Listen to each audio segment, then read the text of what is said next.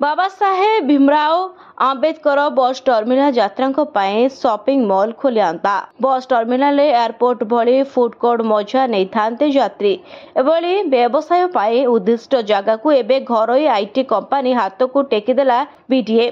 खाली सेतिक नुहे पार्किंग स्थल को देवा को योजना करिछि। बीडीए पक्षरु ओडिशा कंप्यूटर एप्लिकेशन सेंटर को बस टर्मिनाल परिसर रे थिबा जगह को देवा पाई किछि दिन तले बैठक रे निष्पत्ति होइतिला।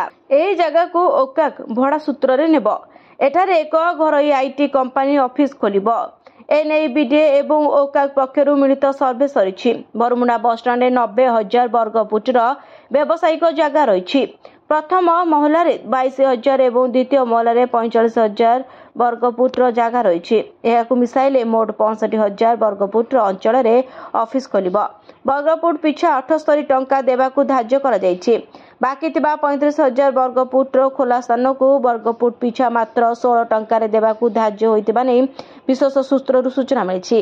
खाली एतिक नुहे बस मेंट एवं अन्य स्थान रे यात्री पार्किंग व्यवस्था को भी घरोई आईटी कंपनी को देबे। एहा हेले बस स्टॉप को आसुथिबा साधारण यात्री गाड़ी पार्किंग करिबारे समस्या उपजिबो बोली अभियोग होइछि। ब्यूरो रिपोर्ट न्यूज दुनिया।